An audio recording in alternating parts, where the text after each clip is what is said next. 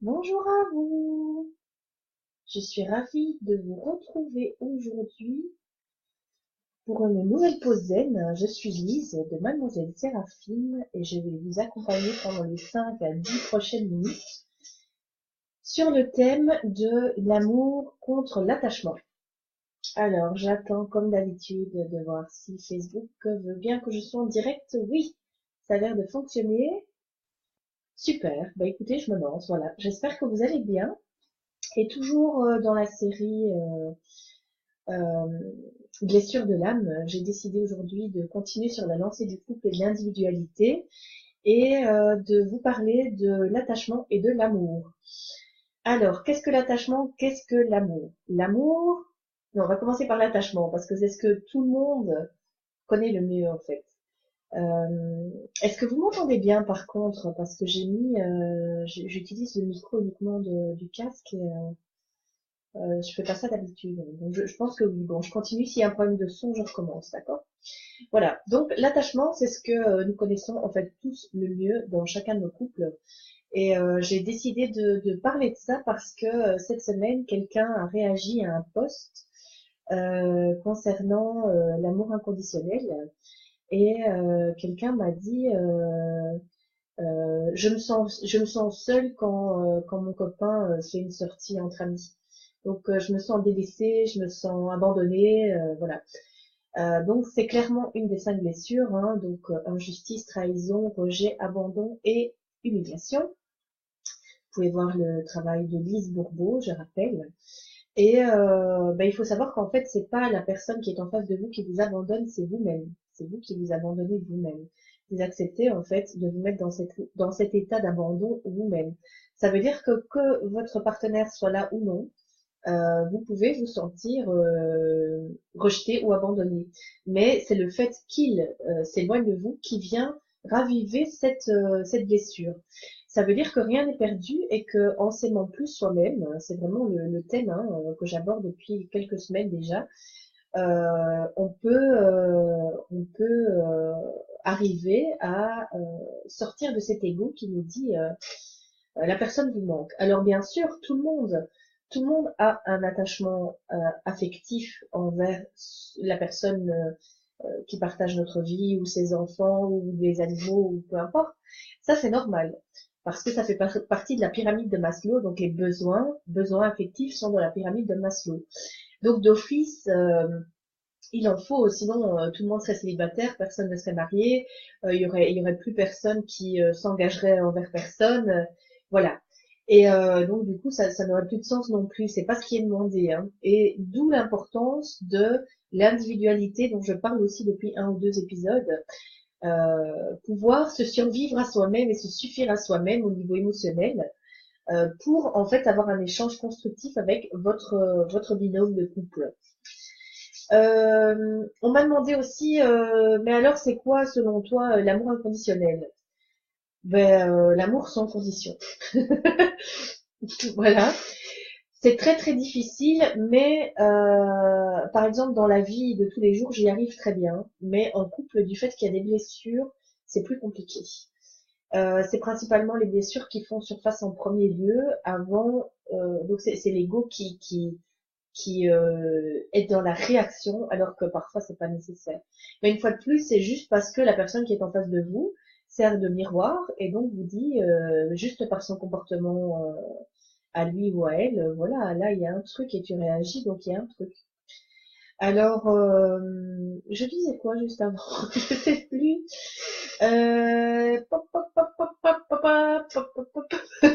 Le trou. Bon, soit. Donc, l'attachement, c'est tout à fait différent de l'amour. Ah oui, l'amour inconditionnel, qu'est-ce que c'est selon moi? Euh, Par exemple, ça peut être s'émerveiller de quelque chose, de la nature, des enfants, des animaux. De nouveau, ce n'est pas la chose qui vous permet de vous émerveiller qui est dans l'amour inconditionnel.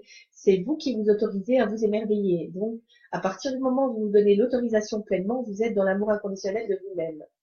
Même chose, l'acceptation. C'est une phase très très compliquée. S'accepter soi-même tel que l'on est, par exemple physiquement. Euh,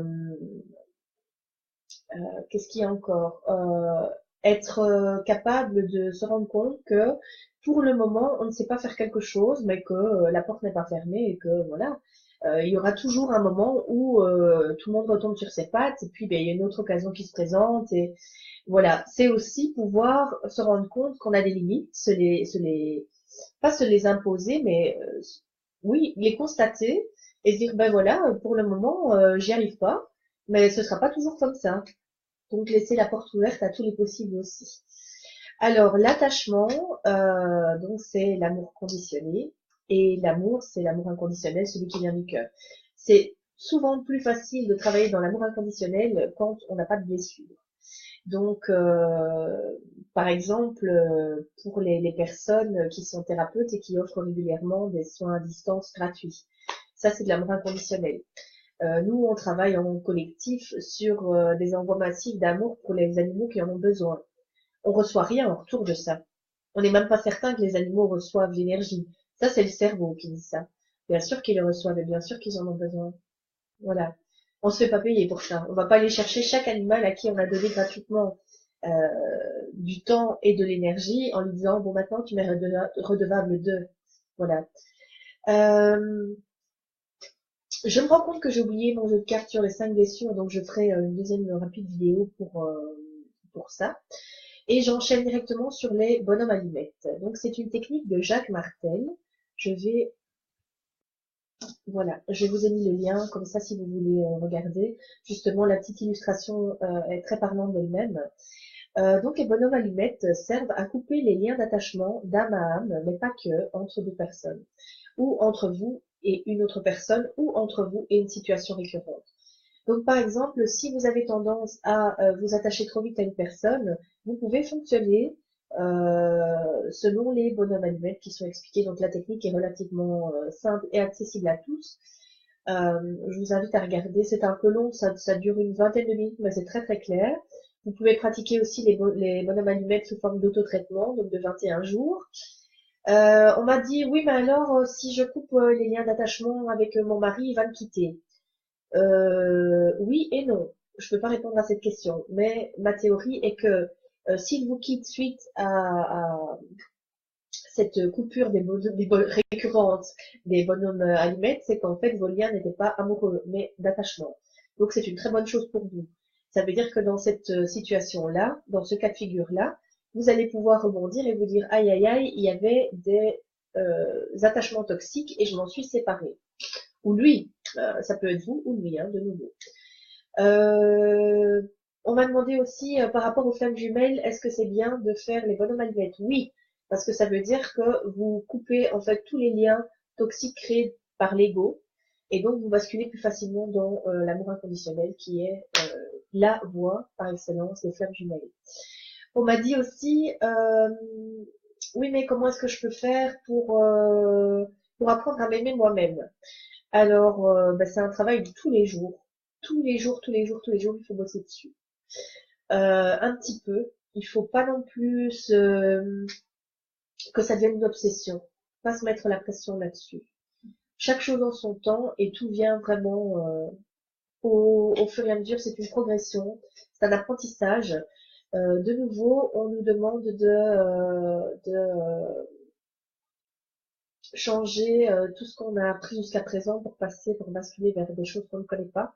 Donc c'est clair que les pépettes, elles sont là pour tout le monde.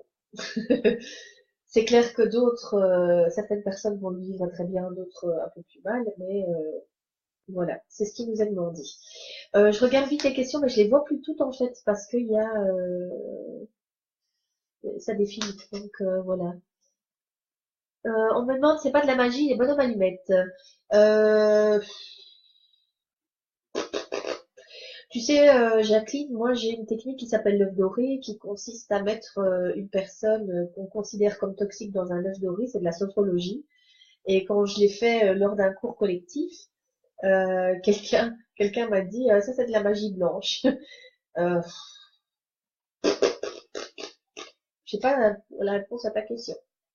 Soit tu es adepte, soit tu es adepte, soit tu es pas adepte. Tu aimes pas. Voilà, tu as ton libre arbitre, je propose, tu disposes ou pas. Voilà. Je vous embrasse très fort. Je vous retrouve tout de suite dans une prochaine petite vidéo pour la carte du jour. Pas de pause dès lundi, c'est jour férié, donc je vous souhaite un très très long week-end et un très très bon week-end. Je vous retrouve mercredi et je connais pas encore le thème, mais je pense que je vais aborder toute une série sur la vibration. Ça me, voilà, ça me plaît bien. Je vous embrasse très fort. Très bon week-end à toutes et à tous et voilà, à bientôt.